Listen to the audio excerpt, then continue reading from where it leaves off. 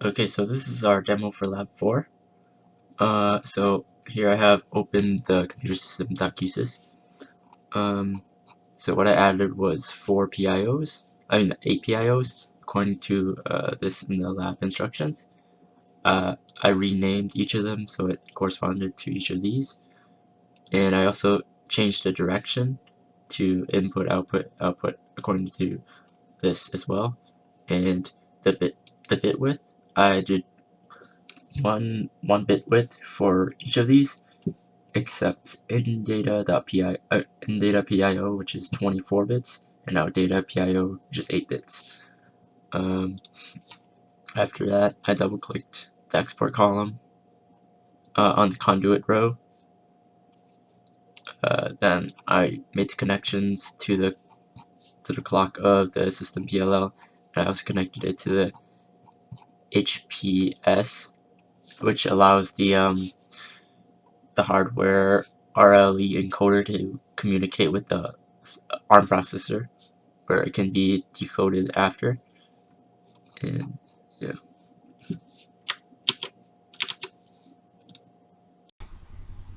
Hello. So we're doing Lab 4 of the ECE-332 embedded systems, and we're doing the rolling length encoding design right now.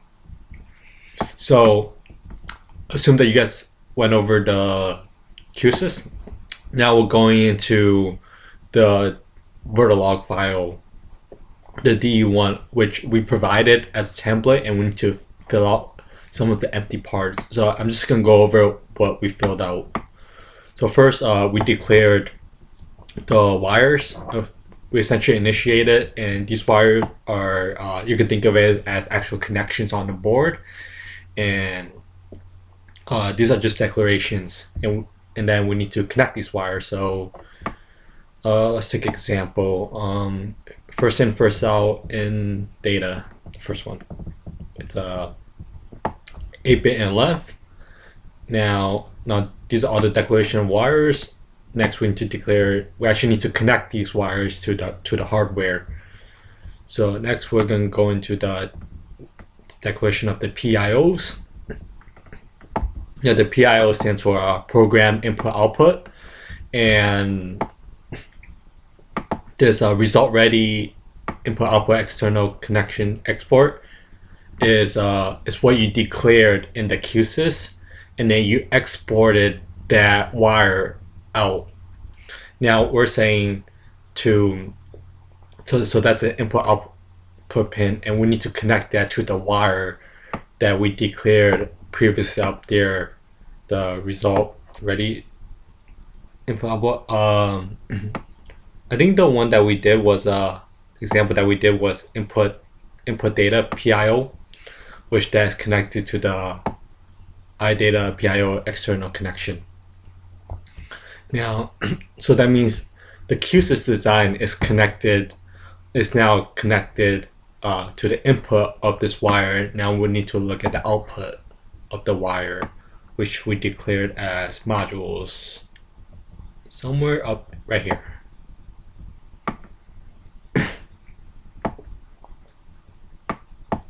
Where did it go? Right here. So these three, the RLE machine, the first in first out send, and the first in first out receive. So the structure of this is that the ARM processor connects to the first in first out receive, which then goes to the running left encoding machine, and then it goes to the first in first out send, which goes back to the ARM. So the ARM sends the pixel data. Since right now we're encrypting, well, we're encoding the picture. So we're sending in pixel values one at a time through do the send, and then do the machine, which gets outputted to the receive, which comes back to the ARM. So now this, let's see. So let's go over the first one, right? So RLE machine, we coded that in Lab 3 of the rolling length Vertilog file, and then the dot clock, the dot reset, those are all inputs to the module that we declared in that for the log file. And these inside parentheses are the wires that we declared above. So these are the inputs to the Vertilog file. So to summarize, we declared the wires right up here, and then we connected the output of the QSys design to the wire, and then on the other end of the wire goes into the Vertilog module right here. I'm just looking at the RLE machine, but that applies the same for the first and final send and the receive. And we compile that. The QSys compiled correctly. I'm gonna provide a screenshot of that later on, but right now we're just gonna look at the synthesis and analysis. So the QSys has compiled in the past, but now we're going to the start compilation, which takes forever. So I already finished that. Now you can see all these check marks. This means that's finished.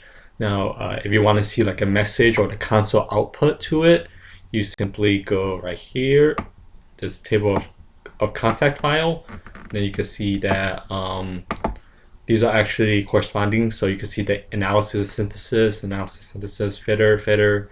So if you want to see any of these log files, you just click on right here, and you click on let's see, message. Here you go. Well, I have this open up right here. So these are the messages, and running. You can see that it's running Quartus Prime analysis and synthesis. If we go all the way to the end, which you see that it is successful, 0 errors. Now all these check marks means that the project has compiled successfully without errors.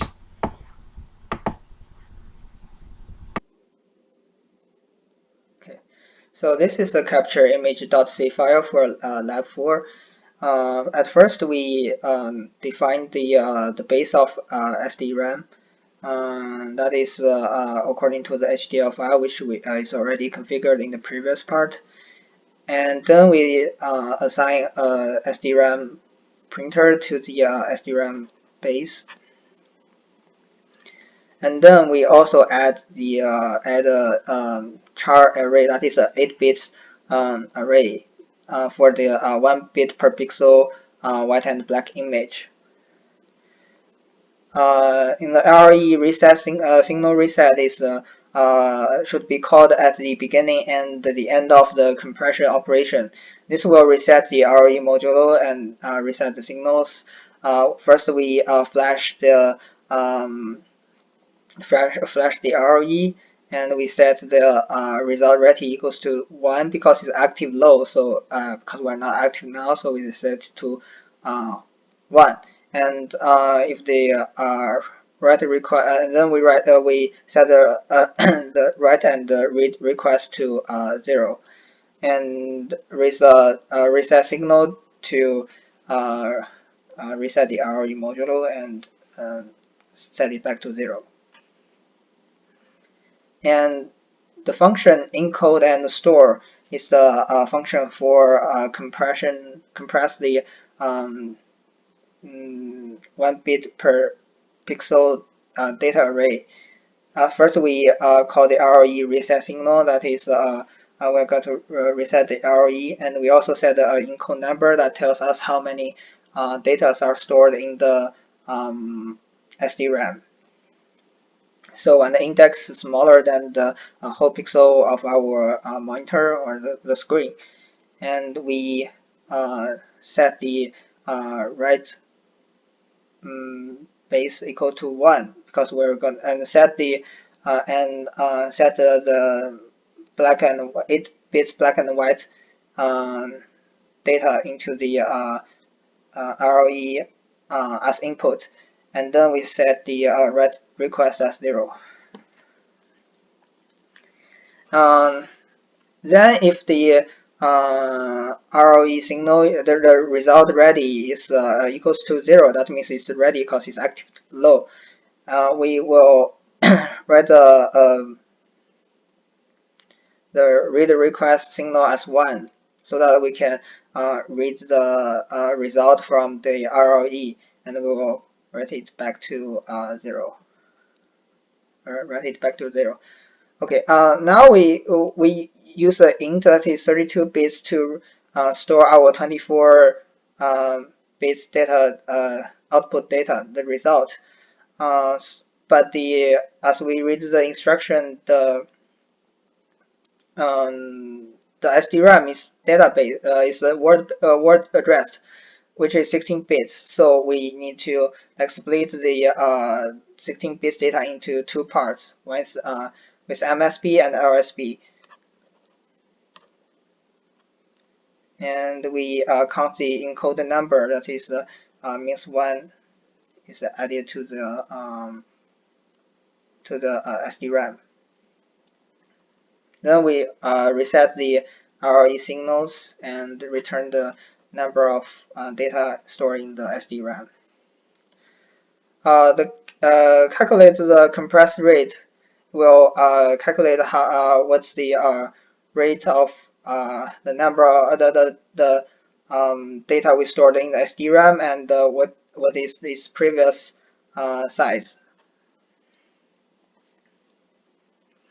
So the BW conversion ratio is the function that converts the original black and white image into the 1 bit per pixel data array.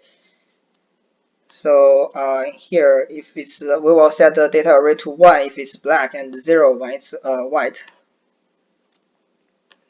And we will write every 8 pixel as a char, that is 8 bits, and then store it in the black and white data. And then is the decode part of our code. And first it tells how many data are stored in the SDRAM. So we have the encode number and the SDRAM offset. We read the value from the SDRAM, but the value here is short, and then we get the 24th bit data. Here is 7th because this is the most significant bit, the first 16. So it's 7, and we get the value there. So, and the second is calculate how many consecutiveness data values we have. So here we combine 2 parts, the MSB and the LSB, totally 32 bits. And we move the first useless 9 bits, the rightmost 9 rightmost bits, which is not going to use. So we just set them to 0. And if the value bit is not equal to 0, we will set the pixels into black, and we see it's with the number of ones it has. And if the image is when the value bit is 0, that means we are going to write them as white. So this is a white here. And finally, we store the modified image and print it on the new decode image onto the screen. Okay, in the main function, we first use switch 9 to capture an image and convert it to black and white, and we call a RE reset signal, and called the encode in compression, the encode, and calculate the compression rate, and also do the decode. And then we use draw text to print the compression ratio and compress rate on the screen. And that's all. Hello everyone, my name is Dingban Chen and I'm in part of the U4, which is the part 4, and I'm working on the decompression part. So for the decompression part, there are several things we need to do. First one is we generating a random number testing cases to see if there is a random number coming out. It can be like the function can decompress those numbers sending into the compressed part, and then we need to do like the decompressed part. So let's first see how I do the random number part. First I set a minimum and the maximum of the random number we need, and that's the logic of the maximum and minimum. If it's zero, if maximum equal to the minimum, that returns to an error. If it's minimum larger than the maximum, we let it still return to a 0, so it's still an error. Then we're filling the array with a random integer number in a range. So that's the array of the array part. That's the distance we need. And then we print an array for the integer numbers. And for this part, even though we still have the integer, we would like to have a short number because it's a total of 32 bits, but it's too large, so we need to divide it into two parts. So the first address is 16 bits, that's 8 unusual bits and 8 MSB of the encoded data, and the second part is 16 bits, so that's a 16 of total shift left bits. And since we use the 16 bits, we need the short rather than integer for those definition. And first we int the total count of 0 because there is no number being counted, and we let the short number simulate SD-RAM of 100 short number in the SD-RAM because we don't have the board, so we need to create a SD-RAM for this kind of situation. So we first decode the function we got. We still set the initial of the SD-RAM offset and index and pixel index to the 0, and then we do the total of function of the short rep value. We let the read value to the simulate SD-RAM of the offset. Then we move it shift it for 7 bits, so we get the character bits. And after that, we got the offset of the consecutive numbers, and then we still need to go like shift to 16 numbers, so that's a total of 24 valid bits, because we need to first shift right of the 8 bits to let it like work. So that's the way we do it. And then we need to let the first 8 bits being used and calculate the remaining of them. So we let the first 9 bits equal to the 0 and remaining to the 1.